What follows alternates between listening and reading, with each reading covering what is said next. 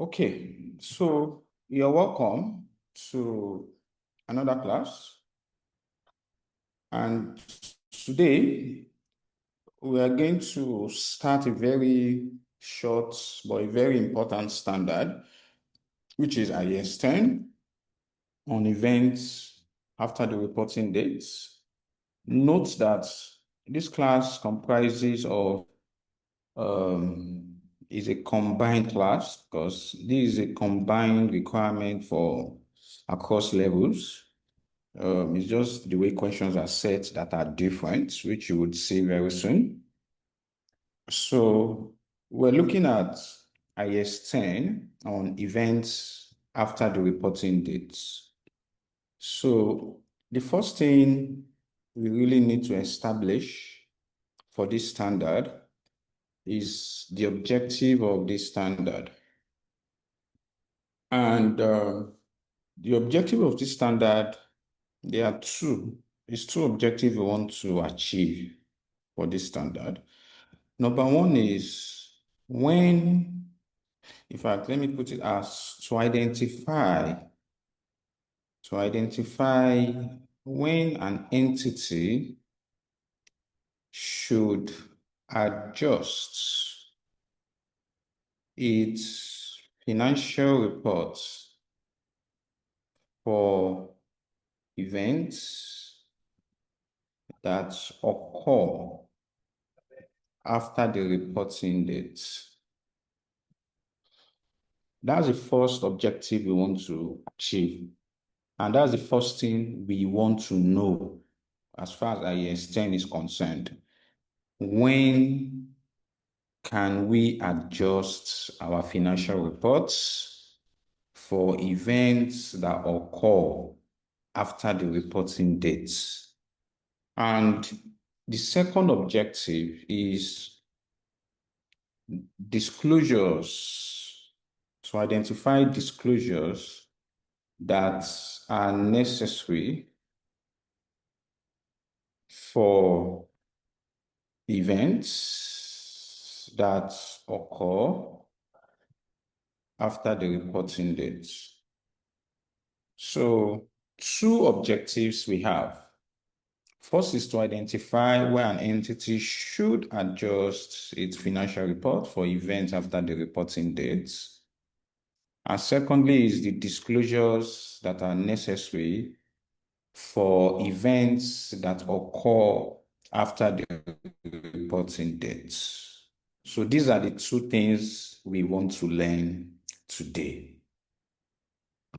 Now, before we look at events or when we adjust, we have to adjust our report for events that occur after the reporting dates, there are certain terminologies that we need to identify first. Okay, Mr. Christopher said I should zoom in. Okay, I think it should be okay this way. Okay, so there are certain terminologies that we need to learn. The first one is events after the reporting dates. What do we mean by events after the reporting dates? So you see, these are events either favorable or unfavorable that occur between the reporting dates and the dates when the financial reports are authorized for issue. So events after the reporting dates are events whether favorable or unfavorable that occur between the reporting dates and the dates when the financial reports are authorized for issue. So the second one is reporting dates. I want to believe that this one is very clear, which is why I'm not emphasizing so much on it. We are still going to go to those events, but as the name implies, events after the reporting date. So when we say after, it has to have a limit. That after need to have a closure. And that closure is the date when the report are authorized for issue. So the reporting date, this is the year end of the entity, and the authorization dates,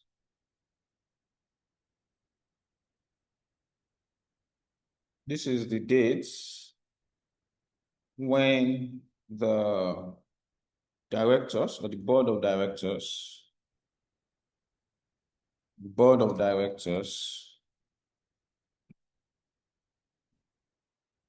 approves the financial reports.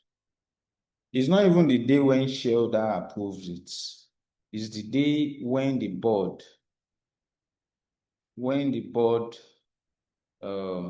authorizes or approves the reports. There are some instances where when the board approves, they would report to the shareholders. They will present the report to the shareholders, or there are some companies that might have a supervisory council within them. They might present it to those people, but that's not the authorization date. The authorization date is the date when the board of directors approves the financial reports. That date is the authorization date. So whatever events that occur between that reporting date and the date where the reports are authorized for issue, that is the coverage of IAS 10. That is what we call events after the reporting dates. Now, there are two types of events after the reporting dates. We have adjusting events and we have non-adjusting events. So the adjusting events, these are events that provide further evidence of conditions or situations that exist at the reporting date. These are events that provide further evidence of conditions or situations that exist at the reporting date.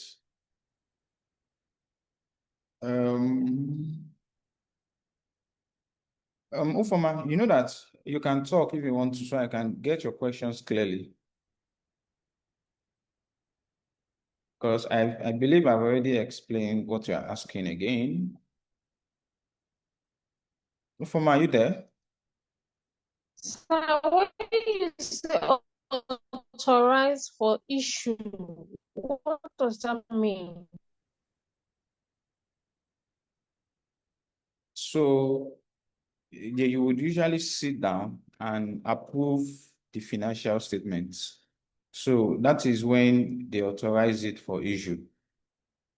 Right? So when the board of directors, especially for a quoted company, when they approve the financial statement. They will have a sitting that, okay, we want to approve the financial statement. So it is when they have approved it that it's now authorized for issue. Okay. So, or let me say, or when financial or the authorization dates,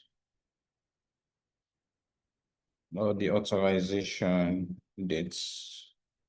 So the date when they authorize it is the date when it is authorized for issue, which is the date when the board of directors, people that are managing the company, when they approve it, that the auditor have signed it, they then append their signature on it. That is the date it is authorized for issue. That is the authorization date.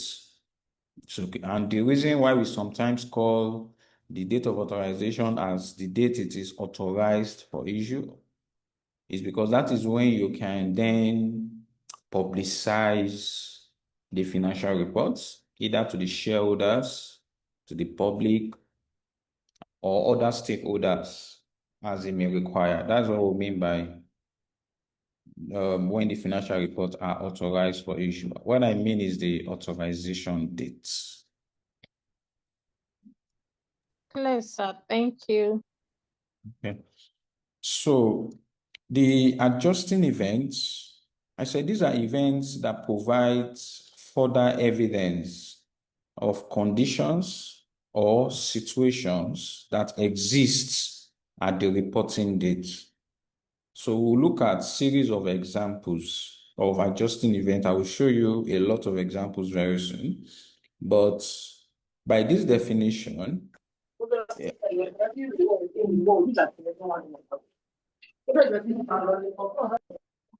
so by this definition, these events, they only show us that the situation at the year end, these events only confirm what was existing at the year end, but which probably maybe because of lack of information, we did not know. It's just like probably maybe there is a customer that was owing us so much money, and the guy has not paid for a long time. So at the end, we were still hoping that he will pay. But the guy he has been owing us. So a little after the end, but before the authorization date, the guy, we had information that he has gone bankrupt. We had information that he has gone bankrupt. You see, this is an adjusting event because the fact that now we now know that he has gone bankrupt only confirms the conditions that was already existing, only confirm that this guy had already been bankrupt. This guy does not have money to settle. Or there was a court case that we had made a provision for that, in fact, we didn't even know whether we should make a provision or not. That a court case has been going on. A little after the reporting date, they came and said that we need to settle, that we lost the case. This again only provides evidence of the condition that we were going to lose the case. These things has been existing at the end. So this event only confirms it. It has been existing. It was true at the end. They had already existed, just that we did not have sufficient information at that date. We will look at further examples very soon. But adjusting events are events that provide further evidence of conditions or situations that exist at the reporting date. While non-adjusting events, so these are events, it's just the opposite of this, that does not provide evidence of conditions or situations that exist at the reporting date. Conditions or situations that exist at the reporting date. Okay, now let's look at some examples to strengthen our understanding. Now, I would want somebody to read for us here. Do we have Femi, Ifo? Either of you can help us. Example 1. The management of an entity completes draft financial statement for the year 31st December 2017 on 28th February 2018. On 18th March 2018, the Board of Directors reviews the financial statement and authorizes them for issue. The entity announced its profit and selected other financial information on 19th March 2018. The financial statements are made available to shareholders and others on April 1st, 2018. The shareholders approved the financial statements at their annual meeting on 15th of May 2018, and the approved financial statements are then filed with a regulatory body on 17th of May 2022.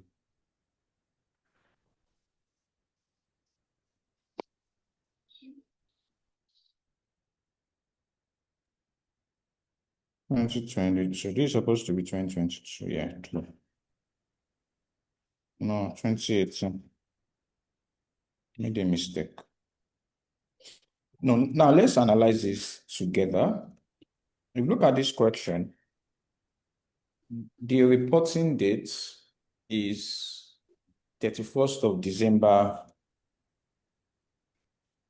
The reporting date is 31st of December 2017. So even though this report was completed, so the management completes draft financial statement for this period, they completed it on February, meaning probably that was when the auditors finished their work. But the reporting date is not when they completed the report. The reporting date is the year end, meaning that's the closure for all transactions. 31st December. That's the reporting date. Now, what is now the authorization date? Or the date it is authorized for issue, which I can simply call authorization date. So is it 18th of March, which is when the board of directors reviews and authorizes them for issue? Or is it 19th of March, when they announced its profits? And or is it 1st of April, when they presented it to the shareholders? Or is it 15th of May, when the shareholders approved it? Or is it 17th of May, when it was filed with the regulatory body? Based on my explanation of authorization dates, can anyone tell me what the authorization date is among all these dates? 18th 18th March March 2018. Fantastic. Thank you very much. It's as simple as that. It's when the directors approved it, when they authorized it for issue. Femi, read the next one. On 18th of May 2018, the management of an entity authorized financial statement for issue to its supervisory board. The supervisory board is made up solely of non-executives and may include representatives of employee and other outside interests. The supervisory board approves the financial statements on 26th March 2018 The financial statements are made available to shareholders and others on 1st of April 2018. The shareholders approved the financial statements at their annual meeting on 15th May 2018, and the financial statements are then filed with the regulatory body on the 17th of May 2018.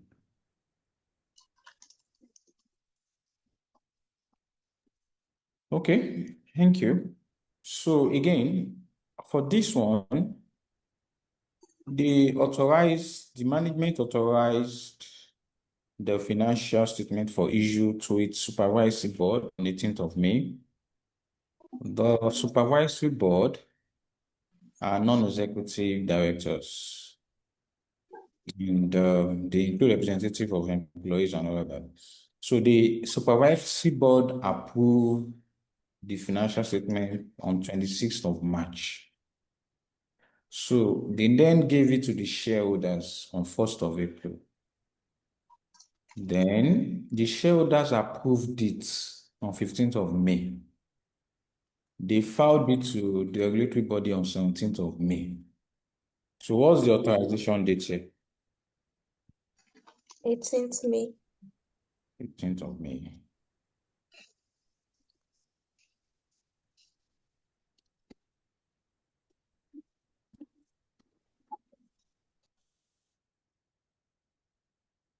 Okay, so whatever it is, the details they give us, we should focus on when the management authorizes it for issue, or when the management approves it, or when the board of directors approves it. Okay, now the second part here is adjusting events.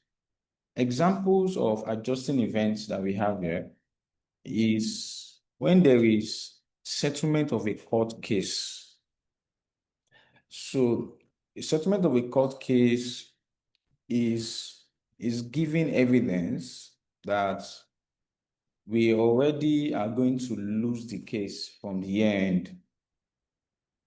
And the settlement confirms that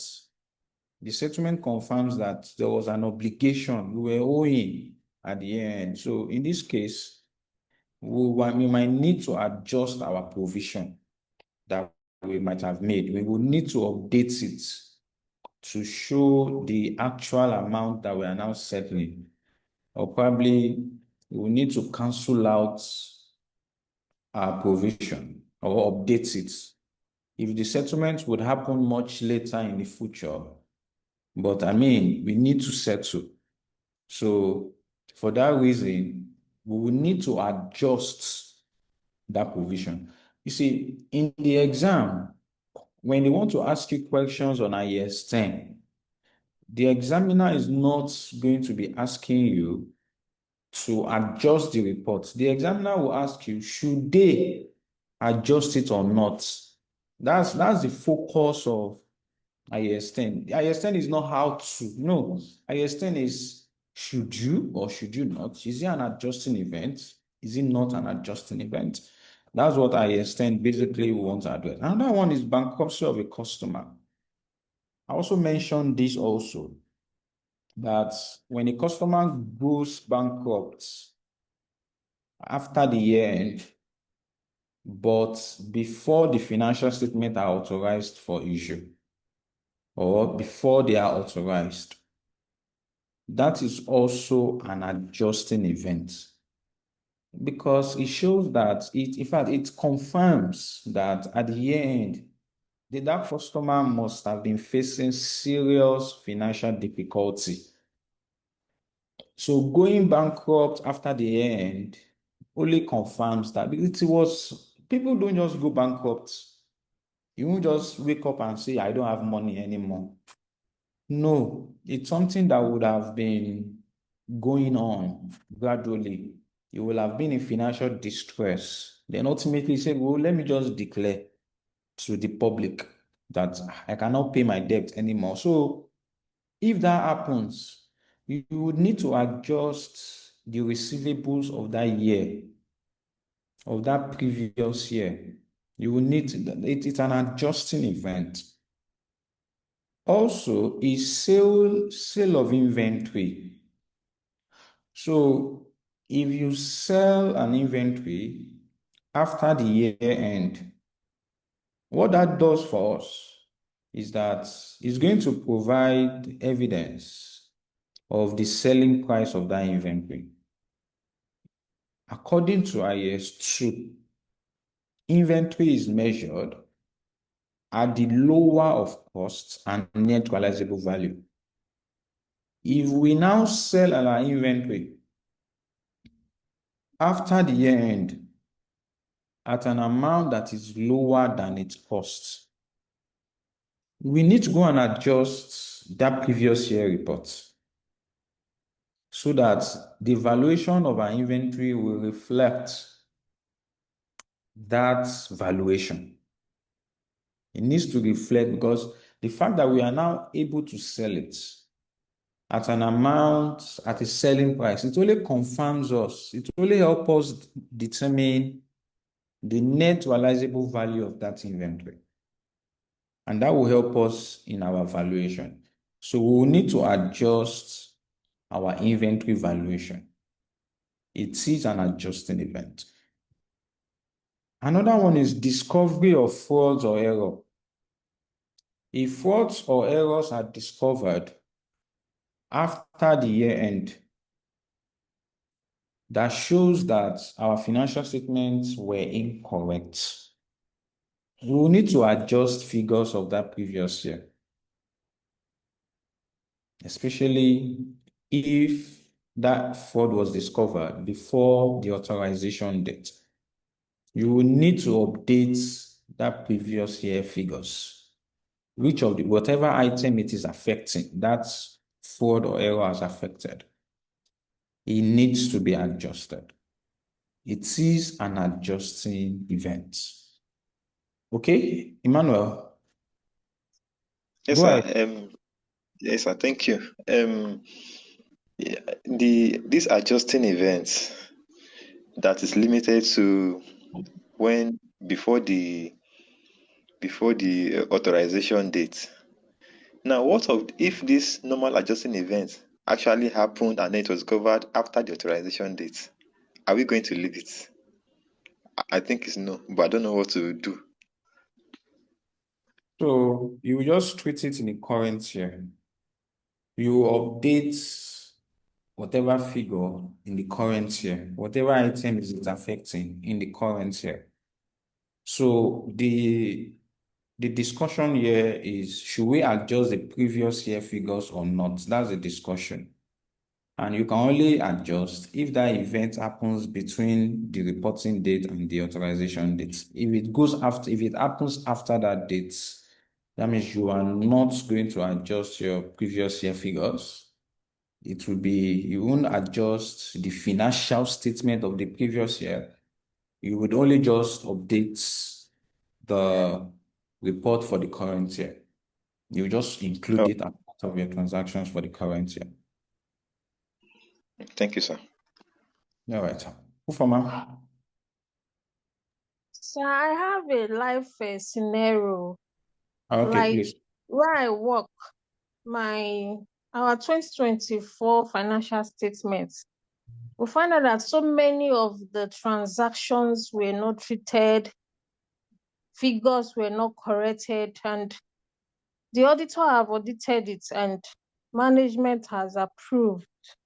But what they told me that I should go and update it, as in post these transactions for 2024. So I want to ask, how can I treat this transaction? Should I backdate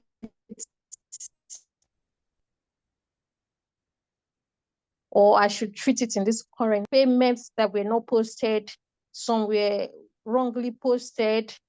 So at times I'm doing reversal. They were not posted to the right entries. So I don't know how to correct this, and it's really a challenging thing to me. So I just kept them aside. But the auditor was saying that I must try and do it so that when they are auditing us for 2025, I don't know how it will, I don't know. So I need help. Thank you. Yeah, good question.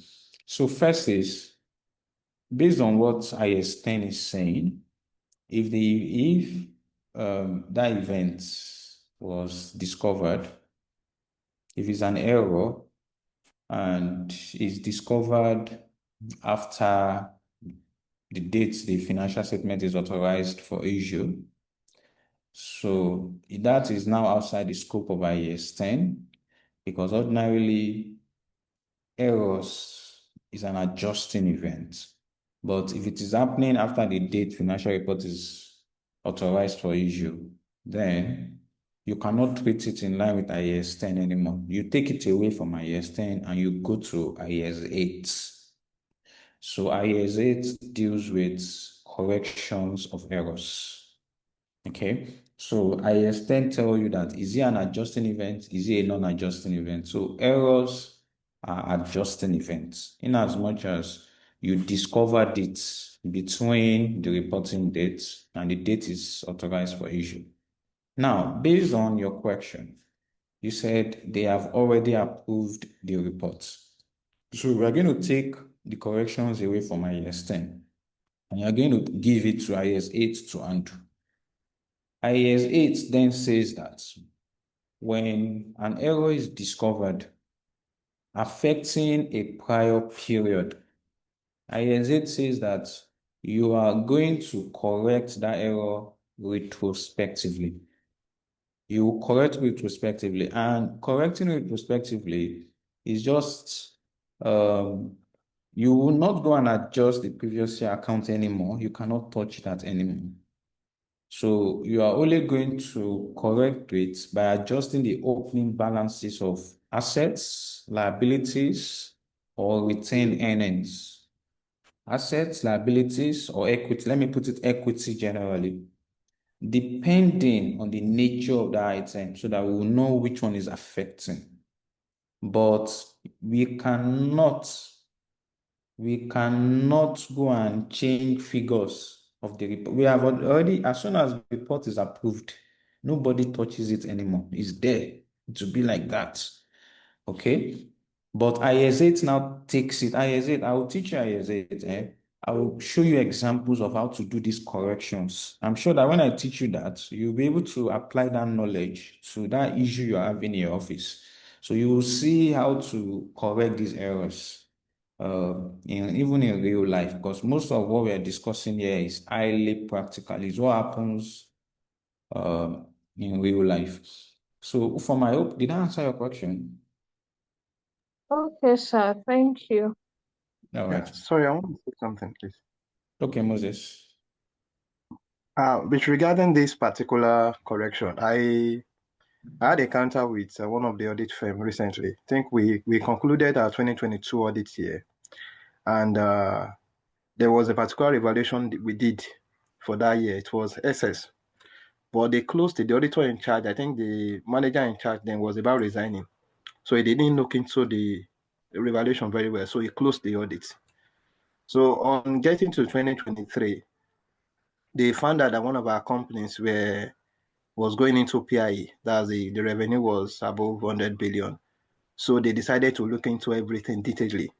And so they found out that the evaluation we did in 2022 was overstated. It was beyond what they could close. So the partner called my CFO and said, okay, fine.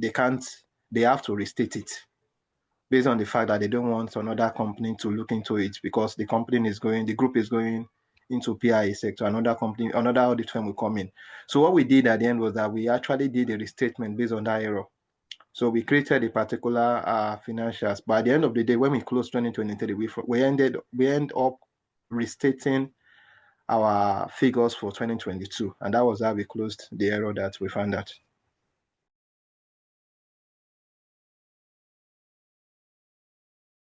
I didn't know I was muted. So again, IAS 8 would actually help us with that. So when you say you restated it, that would be in line with IAS 8 on how to make such corrections of errors.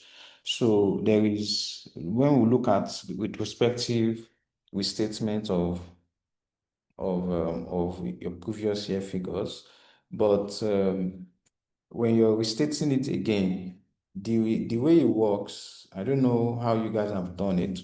You are not supposed to go and adjust that account they have approved. It's going to be done in this current year, because when you're preparing the account of the current year, you will do that of current year and that of the previous year. You will do the current year and the previous year. So it's in the current year reports that IAS allows you to do that restatement. Okay, so That's what we did. That was what we did. But we yeah, just there was a note anyways. Just that's yeah, just yeah, okay, good. So I think that's fine. That's fine.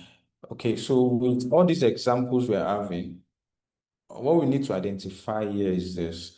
When it comes to errors, as soon as, like for your company, for your firm now, if that has been identified before it was approved, okay, before the financial statement was approved, we can easily change figures of that previous year.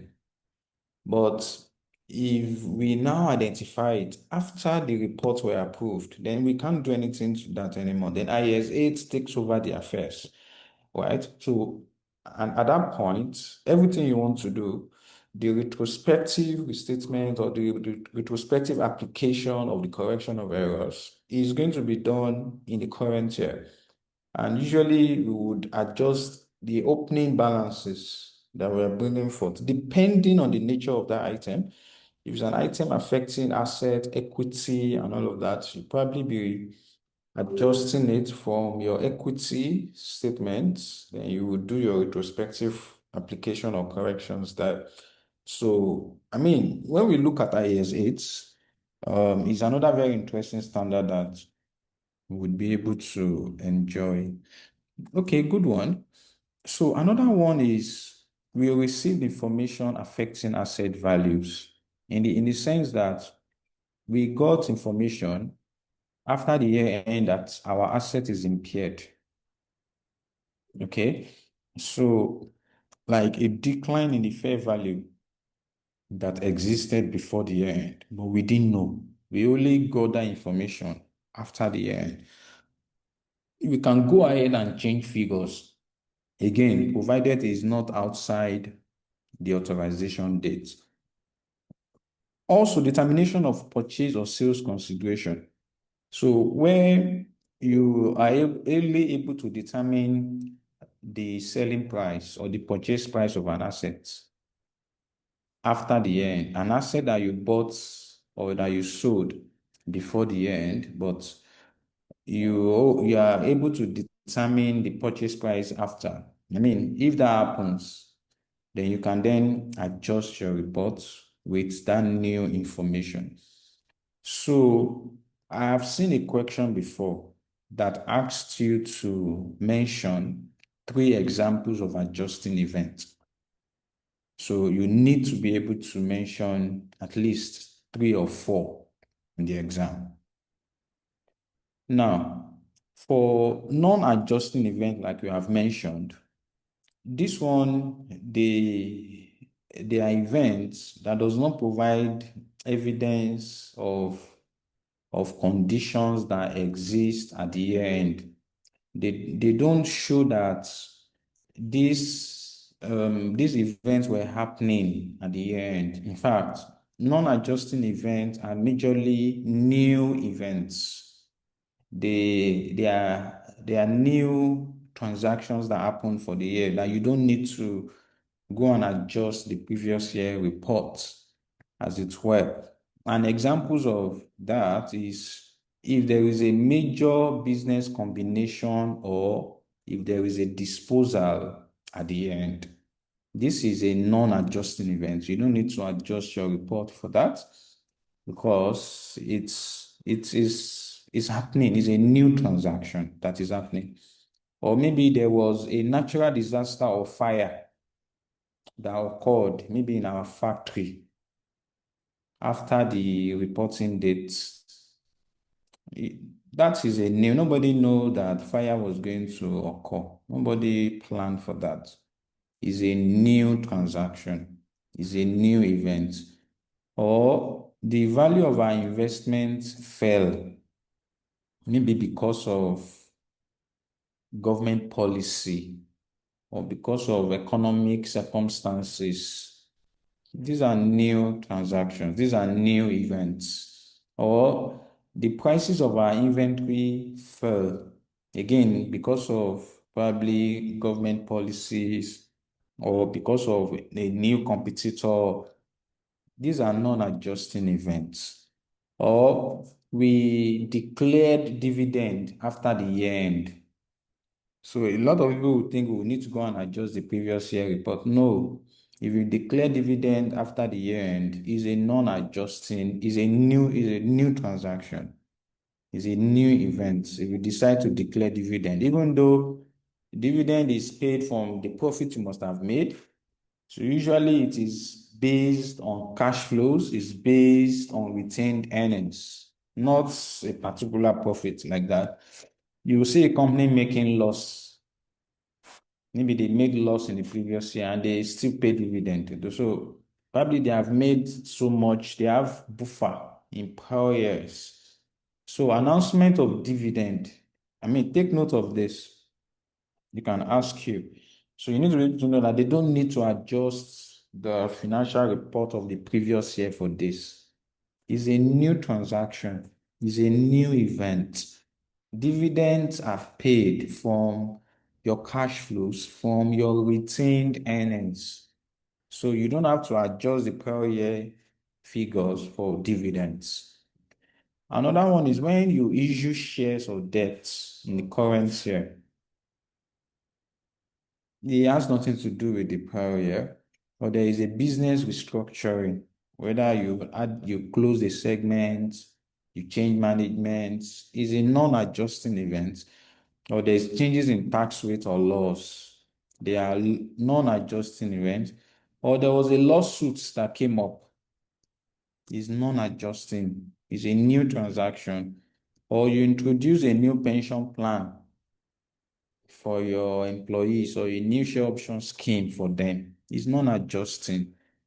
Or you had that a customer has gone bankrupt, but this one is as a result of a sudden event, as a result of a disaster that happened to that customer, or as a result of a regulation that is affecting that customer. As a result of that, he had to go bankrupt. It was a new transaction or event that happened. Not that nothing changed. He just came and announced that he has gone bankrupt. But it was very visible that he was struck by a disaster. He was struck by a policy that affected his business suddenly and resulted in him going bankrupt. That is a non-adjusting event. Also is when we have new events that can affect the going concern of our business, is also a non-adjusting event. That goes to show that if if the going concern is as a result of prior years events, that means it might be adjusting. We might have to update. In fact, we will not be able to prepare our report on a going concern basis for the prior year. But if new events like a pandemic or we lost a key government contract, new events is what is strengthening our going concern, then that is a non-adjusting event. New events, new transactions, new happenings. These are non-adjusting events. Okay, so do we have any questions before I move on to, I saw a hand up, Suraju. You wanted to ask something?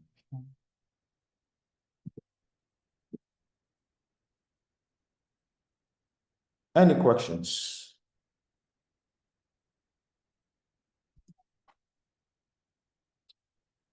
Okay, now I've Sorry. given you, Sorry, I want to ask a question.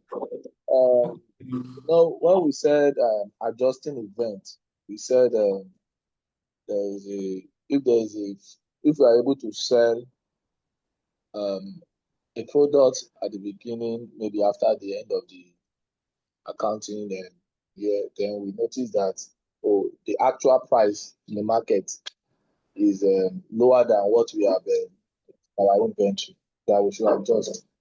But what also there is also a significant fall in the market. Like maybe we have other people who trade in our product, but there's a fall in the market for that one where you said significant fall that we should not adjust. So I see those two very close and can be confusing. Okay, yeah, I get your point. So it won't be confusing, I assure you of that, in the sense that for this one, so the fall in prices is as a result of new events, like a new competitor that happened this year. It's a new event. I mean, if they are going to ask you in the exam, they will be very clear. They will be extremely clear that this fall in prices is because of government legislation. This fall in prices is because of a ban. This fall in prices is because of a competitor that came in this year. So in that case now, it has nothing to do with previous year. It's not indicating any condition that exists in the previous year because it's a new happening. But this one that we were talking about sale of inventory, where we're able to sell our inventory at a low price, now us knowing the selling price of that inventory in such a way that it's not like anything happened, nothing happened. Things were, we cannot point to this is why there was no new events that affected those prices. It just came. That shows that was the price that was existing, just that we did not know. At the end, we did not know. It was now when we now sold it that we are now aware of the selling price. And that's the challenge, right? Why this is important is that most people, when they are valuing their inventory, at the end, they don't go out to the markets. They don't go. People abuse IAS too. They abuse it. They won't go. They will just use the costs. They will just use the costs. Because who has time to be going and be asking, okay, how much is this price today? How much is this inventory today? So people don't go. They won't know. They will just assume that the selling price will be higher. So what we are now saying there that, okay, if you now sold that inventory immediately after the year end, you now saw that selling price, we are selling it for a low price, then go and adjust your inventory valuation. Go and adjust it. So that's different from this one. That's because like there was a policy. I mean, if there's a government policy, everybody will know. If there's a new competitor, everybody will know that this is why prices are falling. Then that one, you know that one is non-adjusting because the event is happening this year. It's a new event. Okay, Lukman, is it clear?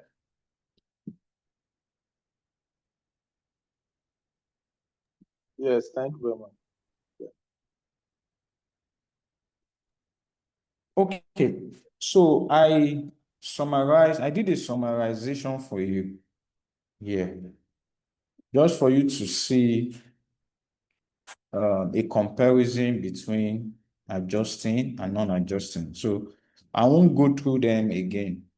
You can there are things I've mentioned before.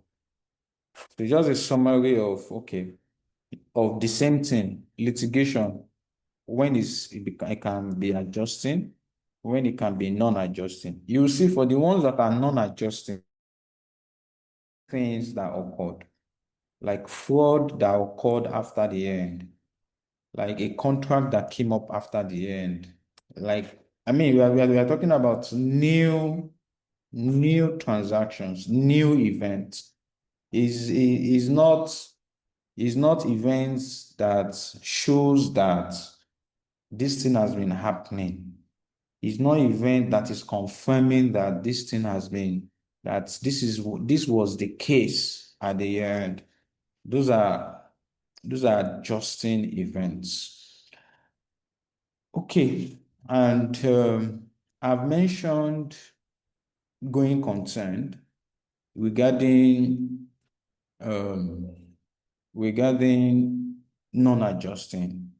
And I told you that for going concern, if new events like a government policy, like a sudden disaster happened that affected our business, and that will not threaten our ability to continue to operate. If it is a new event that occurred, then that is non-adjusting.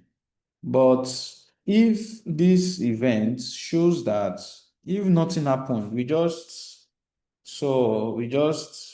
announce that we cannot continue to operate, and we're not going to be able to prepare our report of the previous year on a going concern basis. We will have to prepare it on a breakup basis. Okay, so if we determine that we want to liquidate, because it's something that would have been occurring, just that we were not just facing reality. So if a going concern is not as a result of a new disaster, a new adverse circumstance that occurred, if it's just a determination that we want to liquidate, and we are determining that after the end, is an adjusting event. It is an adjusting event. And an example is this. So after the reporting date, okay, the reporting date is December.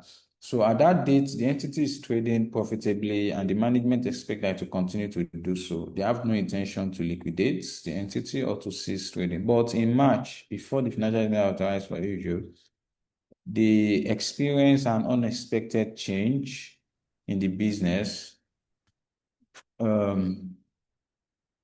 unexpected change in the business circumstance, and they put the entity into a voluntary liquidation, right?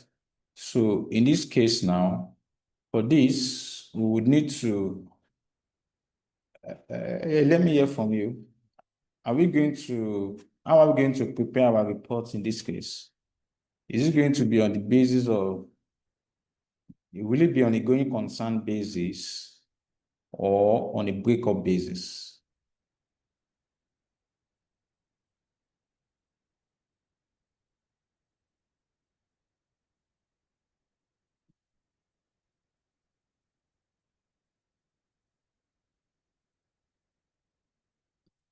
On a breakup basis. Okay, yeah. So, okay. Let me hear another opinion on a breakup basis.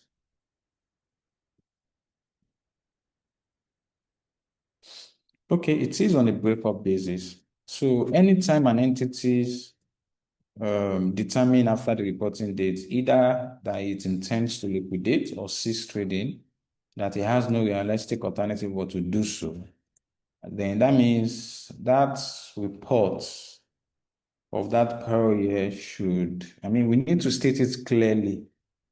We need to restate a lot of our figures on a breakup, that on the assumption that we might not continue to operate. It's important that they know. It's important that users are aware. Finally, is in the notes to the account, an entity must conspicuously show the date when the financial statements are authorized for issue. The date of authorization must be stated very clearly. And also, if there is any update on disclosures about condition at the end of the reporting date, like like contingent liabilities, for example, that I taught you in IAS 37 that we usually disclose. If there is an update about that disclosure, so we need to put it in the notes, the accounts, that there is a new information about these contingent liabilities, and also material non-adjusting, all those non-adjusting events that happened between the reporting date and the date the report were authorized for issue, that are material. We need to also disclose them in the notes, even though they are happening after the end, but it has to be disclosed in the notes to the report. So the notes are based on these three bases, and I explained them for you. Now, I have some questions that we need to solve here. So the first one is that they said, which of the following is an adjusting event under IAS 10? A, declaration of dividend after the year end, bankruptcy of a customer due to condition existing at the year end, acquisition of a new subsidiary after the year end, issue of new share capital after year end. These are bankruptcy of a customer due to condition existing at year end. The condition already exists before the year end, so it is adjustable, sir. Correct. Number two, a company's financial year ends on 31st December 2004. On 10 January 2005, the company settles a court case relating to an event that occurred on November 2004.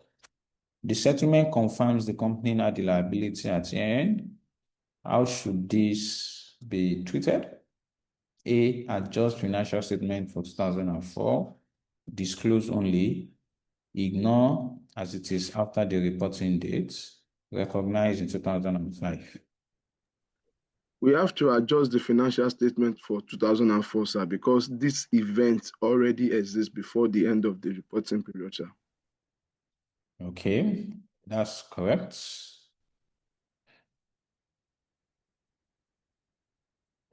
That's correct, because the company, they settled the court, the event has occurred since November. So even though the settlement is happening in January, it only confirms what was existing at the year end. Okay, that's correct.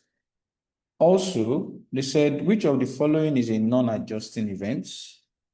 Discovery of fraud, so 2004 transactions, sale of inventory after the year end, providing evidence with lower NLV. There is a fire on 5th of January, and there was a settlement of litigation relating to an accident, which is a non-adjusting year. See, sir, fire in the factory on 5th January, destroying asset, because it is not a thing we are expecting before the year end, sir. So it came after the year end. So it is Okay. C, sir. Okay, that's correct. That's correct. Also, they said under IAS 10, when should dividend declared after the reporting date be recognized as a liability? Always at the year end, only if declared before the reporting date, only when paid, never.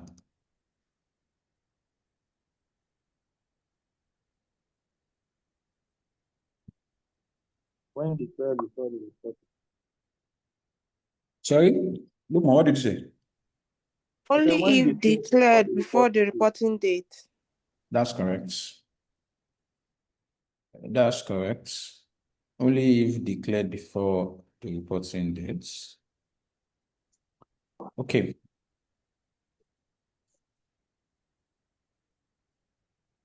Now let's look at some other scenarios. Now they say that Kogi Limited year end is 31st December 2004. On 15 January 2005, one of its major customers declared bankruptcy. The financial difficulties of the customer exist throughout 2004. How should Kogi's Limited account for these events? Let's see that.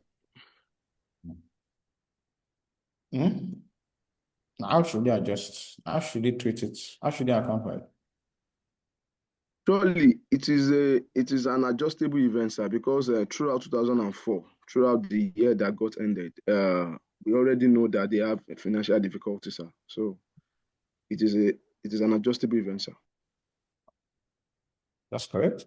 So you will account for it as an adjusting event. Also, we have Delta PLC had inventory of crude oil valued at 50 million at 31st December 2004. On 10 January 2005, the government banned certain oil exports, causing prices to fall drastically. Should Delta adjust its 2004 financial statements? Why or why not? Non-adjusting events. Cannot adjust, sir. They cannot adjust because this event happens abruptly. It is not like we have been experiencing it in the previous year under review, sir. So this is a non-adjusting event because it is as a result of a government ban that's affected prices. Okay. Another one, the directors of Ogun Limited declared dividend of 30 million on 20th January 2005 relating to the year ended 31st December 2004. Should this be recognized as a liability in 31st December 2004 financial statement? No, No. Okay, non-adjusting events. that's correct. So dividend declared after the year end is a non-adjusting event.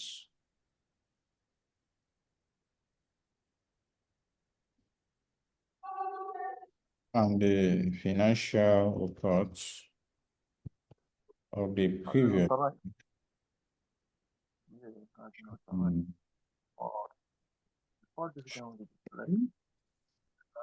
I have a question, sir. Okay, please ask.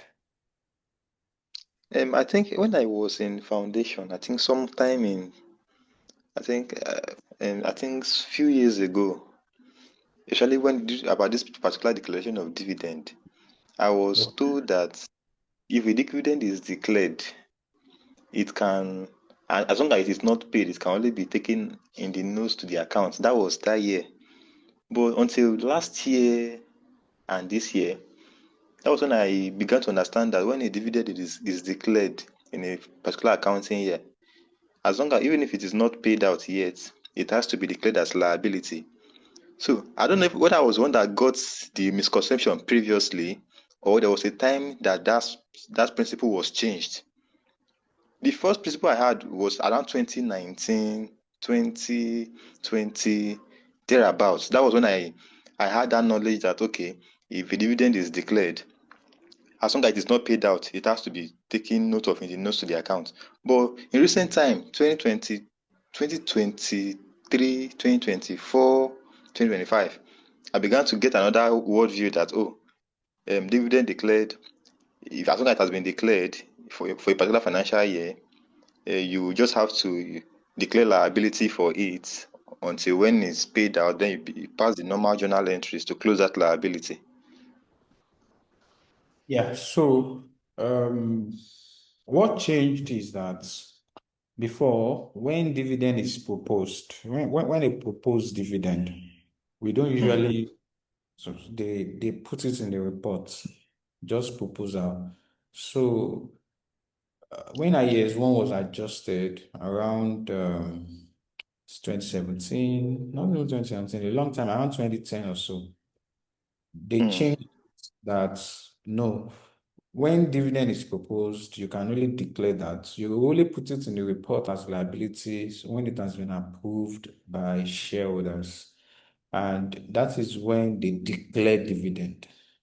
So when you say dividend declared, it means it has been approved. So management proposes, so the management will propose. So when shareholders approve, then they declare. At that point, there's no going back, right? Okay. So that's when we put it in our reports when it's declared. So that was what changed. IAS 1 actually changed that. Okay. Thank you, sir. Yeah. Okay. So let's look at these 3 questions, then we can go. So Femi, can you read this for us?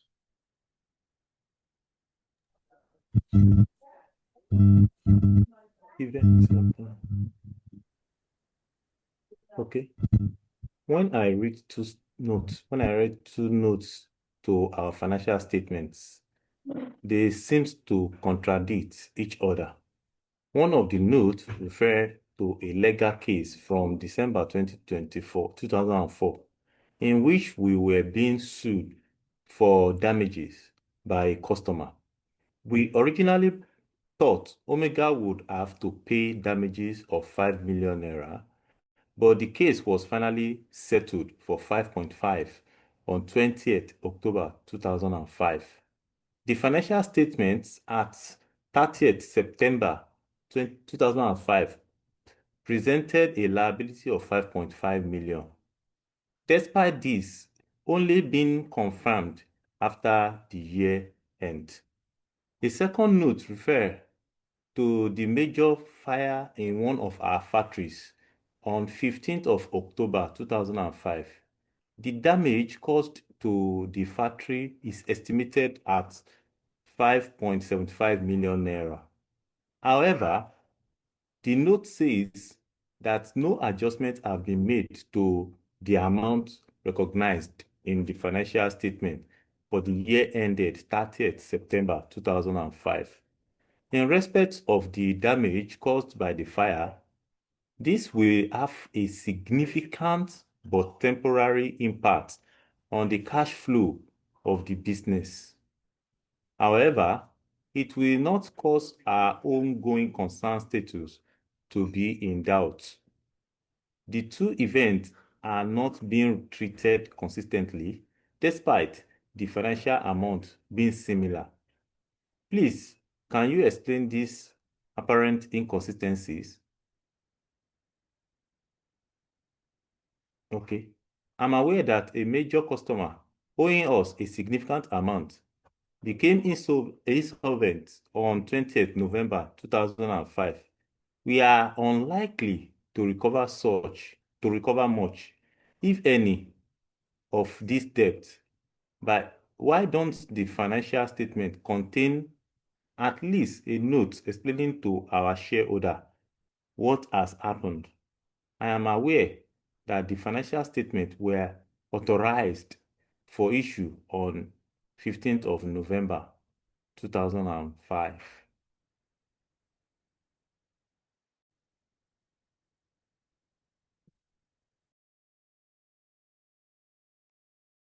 Okay.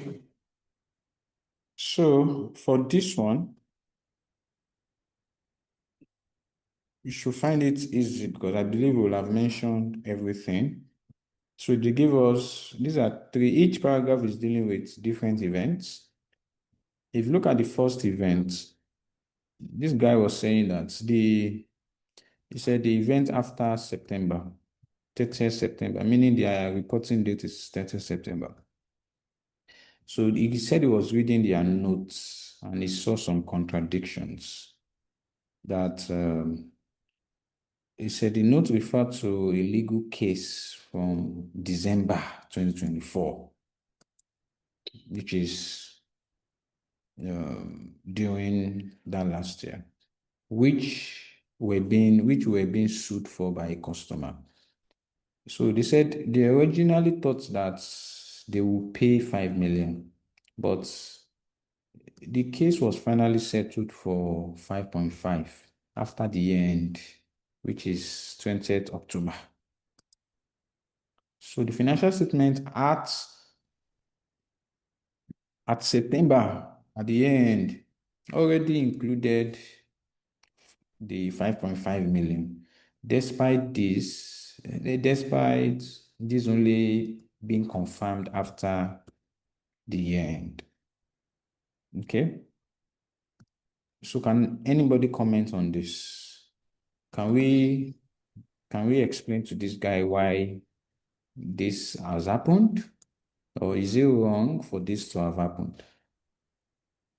Or do I need to explain the scenario again? Can anyone No, respond? it's correct to have included it because it's an event that has occurred in the normal accounting year of the organization, and it was also included before the authorization. So it is correct to have included it. Okay. Okay, yes, they are correct. Even though the company's year end is 30th September, and they settle the liability for 5.5 million after the end. So the guy was surprised that, why are we now putting the liability in our books at 5.5? How did you know? So all they had done was they have adjusted their report for the prior year because settlement of a court case after the year end, but before the financial statement was authorized for issue. Thankfully, the report was authorized for issue in November. So the settlement of the court case of 5.5 million is an adjusting event because it provides evidence of conditions that exist at the end. This amount shown in financial reports is in order.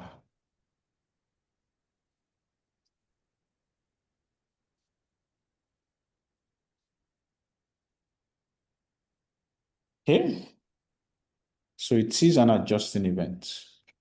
The second one, he said he saw a note relating to a major fire of their factories after the end, which is 15th of October, and they had a loss of 5.7 million.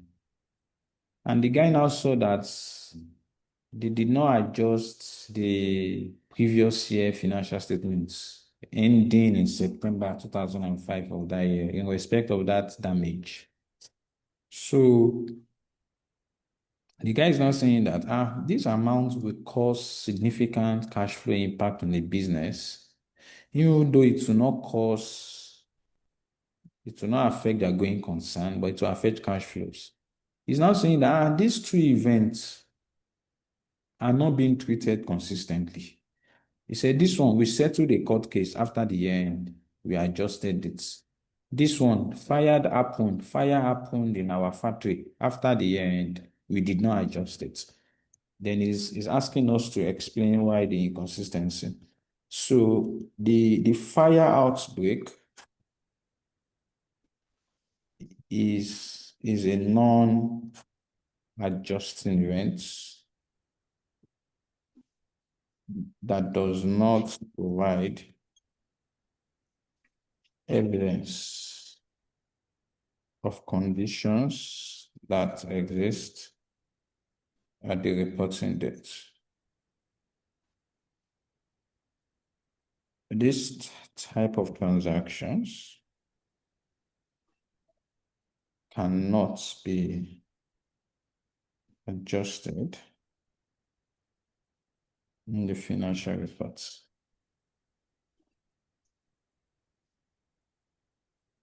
Hence, the inconsistency that is noticed is as a result of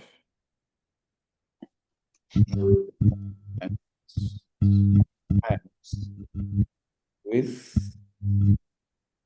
the requirement of yes time. Okay. The next paragraph says that I'm aware that a major customer owing us a significant amount became insolvent on 20th of November. We are unlikely to recover much, if any, of these debts. Why don't the financial statement contain at least a note explaining to our shareholders what has happened?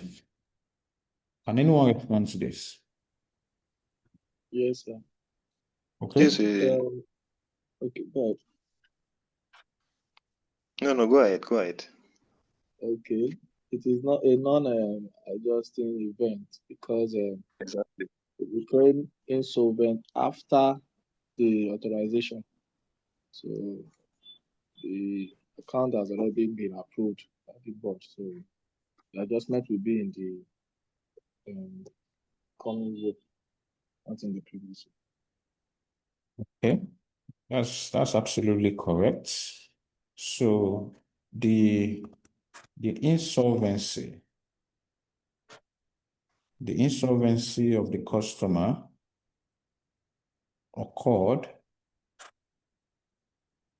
after the authorization date.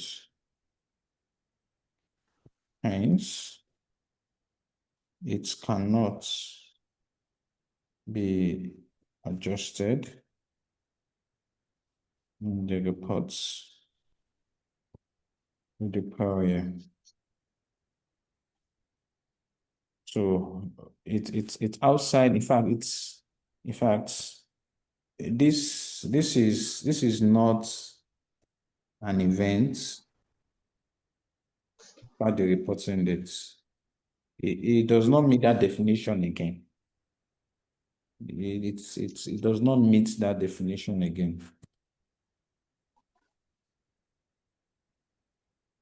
Because it's happening after the reporting date. So this is an ICANN question. They say that IAS 10 on event after the reporting date, reporting period has two main objectives: to identify or specify when an entity should adjust the financial statement for event that occur after the year end, and to specify disclosures that should be given about events that occur after the year end. So required, discuss the following: event after the reporting date, adjusting events, non-adjusting events. Without copying any notes, can anyone tell me what is event after the reporting date?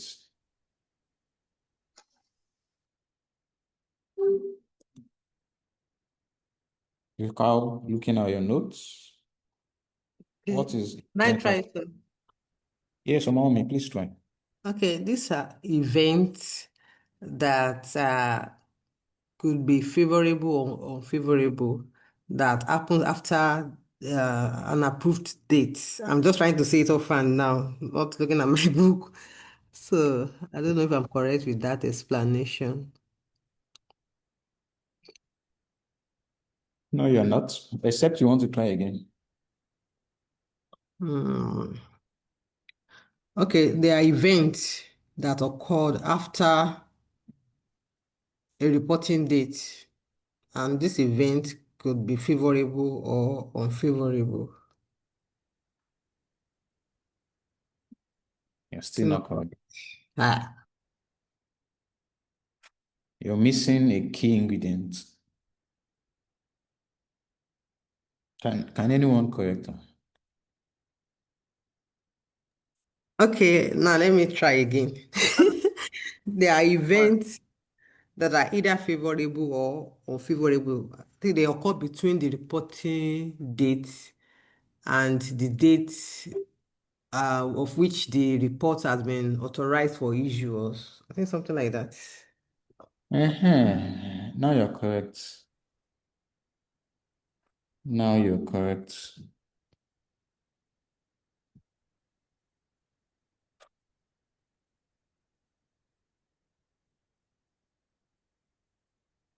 So, who can tell us adjusting events? Who can explain adjusting events? Okay, so adjusting events will be those events that occurred between the reporting date and the date when the financial statements are authorized for issue. Again, can you repeat that again? Okay, there are events that occur between the reporting date, which is the end of the accounting period, and the date when the financial statements are authorized for issue. What's the difference between that and event after the report? So you are saying the same thing.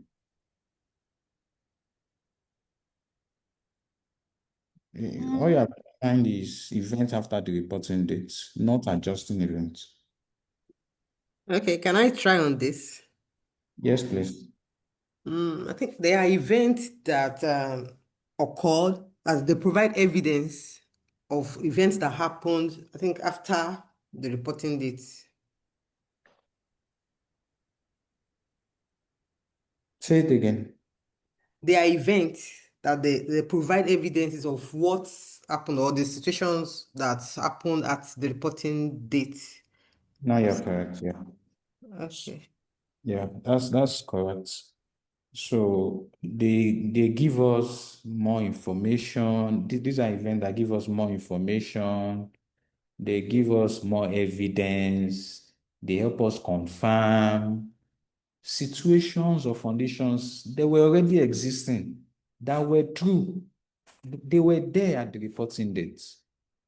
They were there. So this event just confirms them.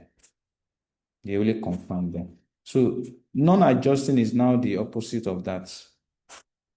This one, they do not provide any further information. These ones, they are new events, new transactions that occurred in that year. They are new. Okay, this is good for revision for us.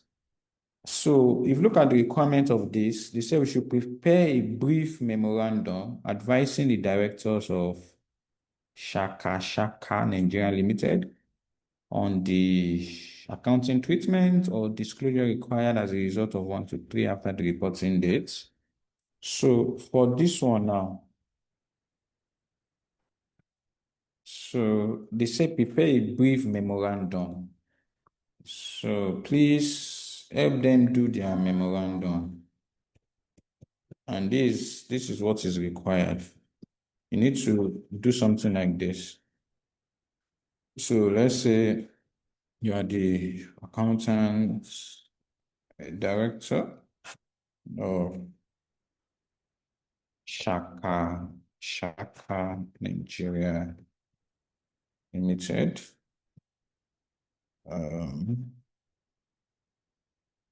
Accounting statements.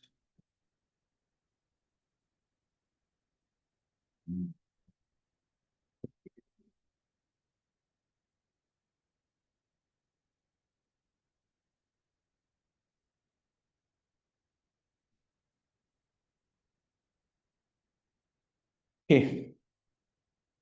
Now, they said shortly after the financial year ended 30th June 30th, 2018, but before the financial statement were authorized for issue, Shaka Nigeria Limited inventory were destroyed by fire outbreak, which resulted in a loss of 200 million. Who can respond to this? How should we treat this? It's a non-adjusting event since it happened after the financial year end. Okay.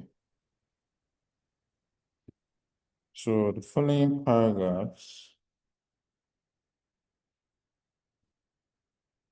explains the accounting treatment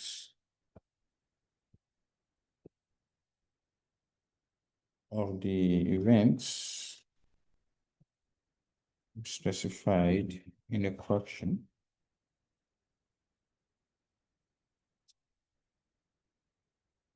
The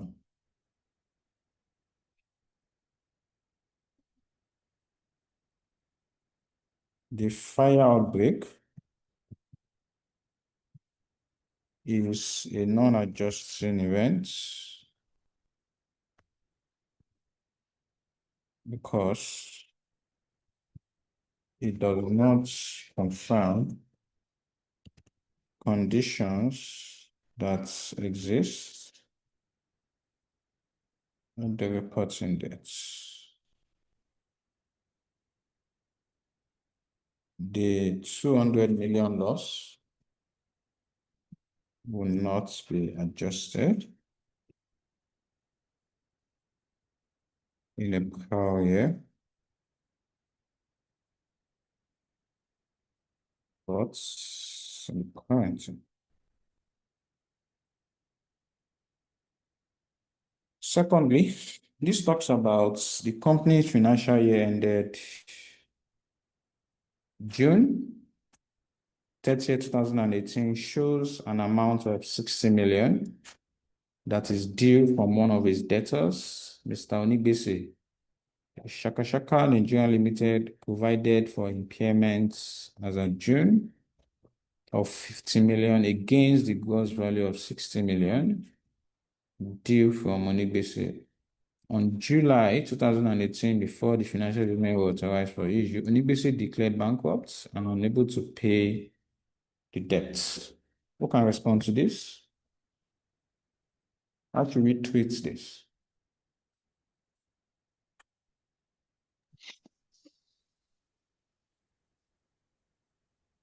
I think it's an adjusting event since Mr. Onigbese has been declared bankrupt before the date the financial statements were authorized for issue.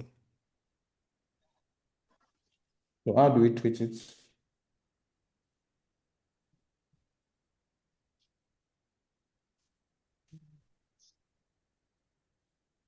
Increase the impairment to 60.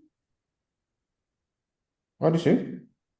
I said we will increase the provision to 60 million. That's to be treated as bad debt written off. Okay, it's an impairment for receivables.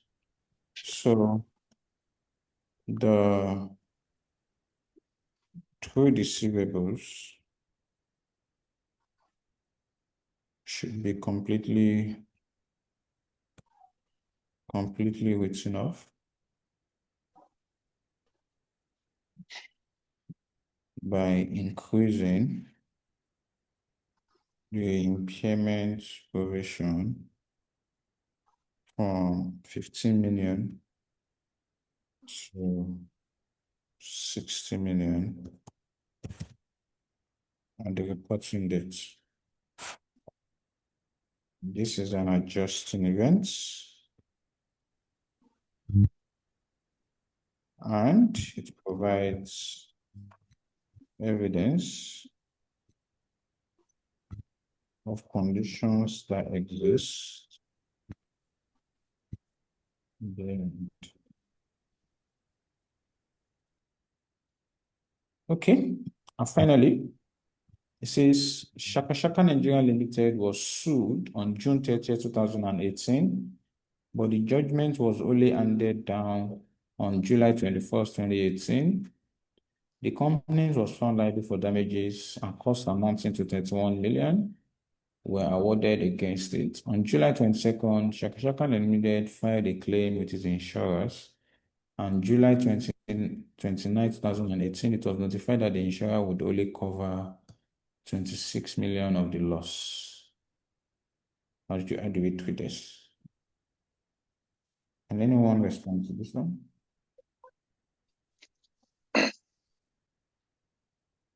Okay, let me try. Okay, go ahead. Okay, I think it is a non-adjusting event, right? And so since the insurance company has taken over 26 million naira of the loss, of the amount filed against Chaka Chaka Limited. So Chaka Chaka Limited will take care of the balance of 5 billion naira. Which makes it adjustable now. Sorry? So it's adjustable. I said, which makes it adjustable. Yes, it's adjustable. Oh, Because this loss, they were sued before the year end. So, and also when they gave them the penalty, as the fine of 31 million, so they will have to adjust for the difference. for the difference. Okay, yeah, I think you're right with that. Because luckily for them, there's a coverage already from the insurance company, meaning that their own liability is going to be less now, unlike if they've not even insured the situation at all. So it is adjustable. That's my take. Thank you. However, so the good thing is this, our year end is this, Abi. So there was a judgment after the year end, and we found liable, we're supposed to pay 31 million. So because I want to assume that the dates, let me rely on this for the authorization dates as July 31st. So if the authorization is July 31st, and this judgment was made in 2021, and we're supposed to, yeah, it was made in 2021. So it's an adjusting event. So the judgment depth of 31 million should be adjusted in the financial reports ending June 30th, because it is an adjusting event. So the entity should make a provision equivalent to the amount.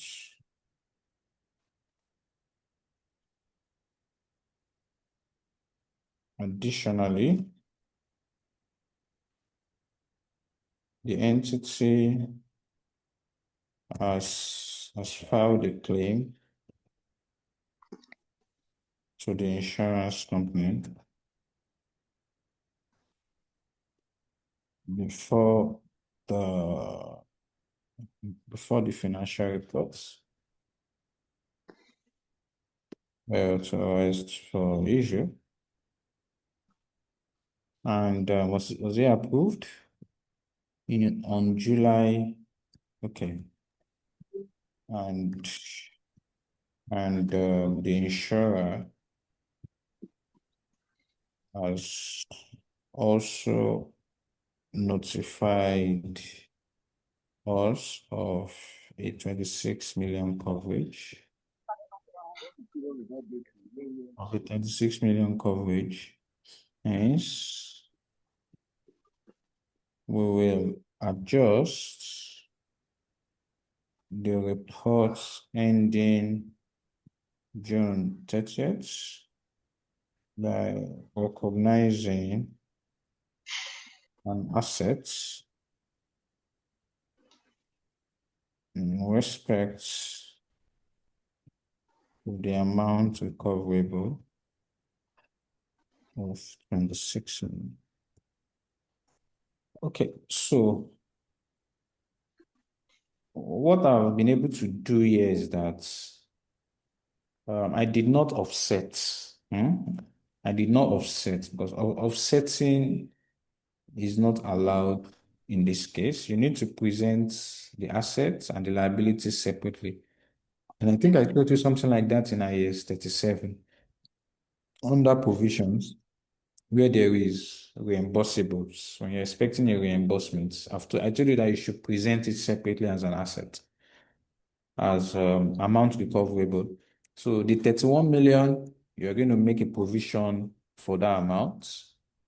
And since the insurance company, since you filed the claim and the insurance before the date the reports were authorized for issue, and the insurance also have assured you that they will cover you before the report were authorized for issue, then that means you can adjust the report ending June,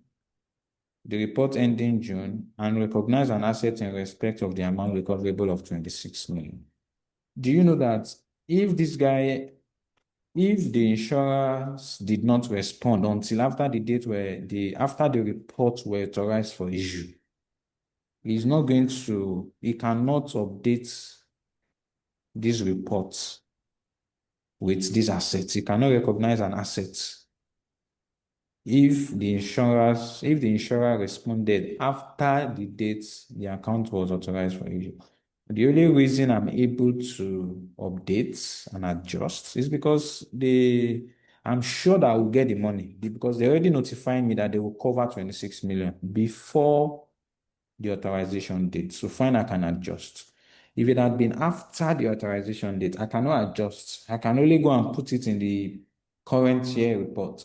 I will not be able to adjust the prior year report with this amount. So you need to be very wary of that. And I think that's what this other ones is also testing. We'll look at it now.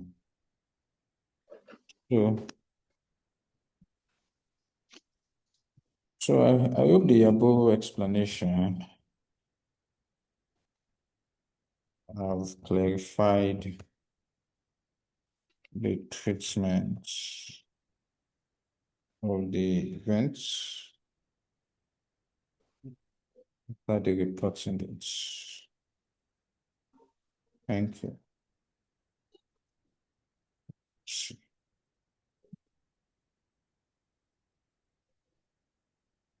Okay, and finally for today, this one says that, okay, you know what? Let me give you this. Let me not solve everything so that you also have something to practice with. Why don't you practice this yourself and get back at me? Let's see what you can come up. What you can come of it. So we have tried for today. We're going to stop here. Thank you, sir. Yeah, so for my SBR students, we're going to meet on Wednesday, and we're going to round up IFRS 15. For my FR students, we had already concluded IFRS 15 because what you are supposed to know in IFRS 15 is not as deep as for SBR. So we are going further for them.